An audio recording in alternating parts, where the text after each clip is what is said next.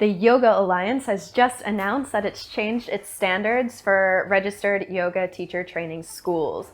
If you are a registered yoga teacher at the 200-hour level, and that's all you ever want to be, you don't have any aspirations to teach at a yoga teacher training school one day, then you're fine. Not a lot is changing for you at all, except that you may have to sign a new form about ethics and equity within your yoga teachings. Otherwise, if you are thinking that one day you may want to become a yoga teacher trainer or work for a yoga teacher training school, or if you already have a registered yoga school, then actually a lot is changing. So the biggest changes for registered yoga schools have to do with who is allowed to be the lead teacher trainer. And what it used to be by the old standards was that the lead teacher could be an ERYT 200.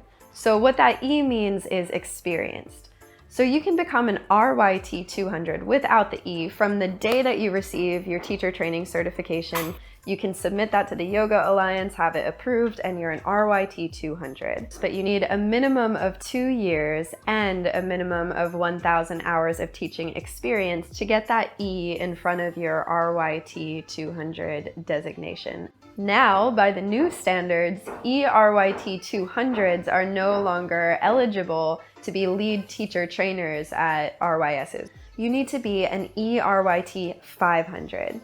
So say you've gotten your ERYT 200, now what's required of you is that you receive a 300-hour certification. That's 300 additional hours to your 200. So you have to do another teacher training program. Also, in addition to the 1,000 hours that you showed to get your ERYT 200, you have to have an additional 1,000 hours of teaching experience under your belt. 500 of those have to have happened after your 500-hour certification. That's how you become an ERYT 500. It requires minimum 4 years of experience. By the old standards, the lead teacher, who could be ERYT 200, had to teach a minimum of 65 of the 200 hours of the teacher training. Now, the lead teacher must be ERYT 500 and must teach a minimum of 150 of the 200 hours.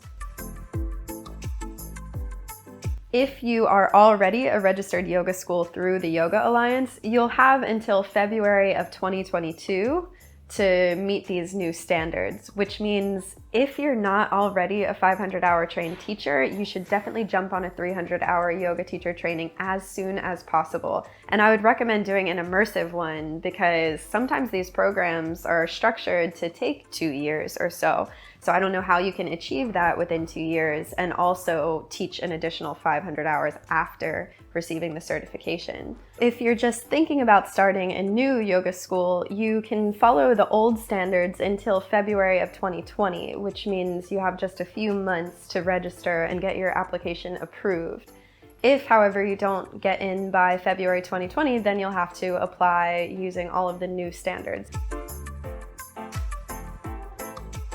When I think about these new standards, I really have mixed feelings because a big part of me thinks that there shouldn't be a Yoga Alliance in the first place and that yoga teaching should not be standardized in this way. Because if I think back through my lineage, TKV Desikachar, his students were all wanting to formulate Vinaya, the standardization of Desikachar's teachings and the teachings of his father Krishnamacharya. And at the last moment, Desikachar shut it down because he said, this is really not how yoga is meant to be shared. It was much more of a personal one-on-one teacher and student kind of thing.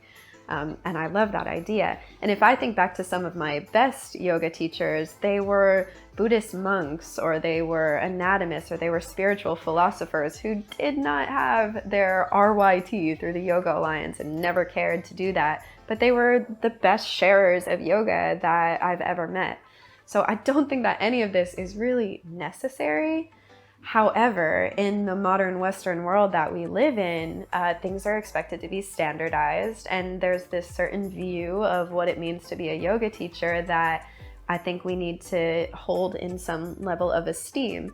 And the more qualified our yoga teacher trainers are, then the more prepared our new yoga teachers are going to be, and the more respect that the profession will hold in the eyes of the public, because there are strict standards. So if you're the kind of person who wants to be compliant with the Yoga Alliance, it's just more hoops to jump through. If you're the kind of person who doesn't agree with the Yoga Alliance existence in the first place, then continue doing what you're doing, and the world will be a better place either way.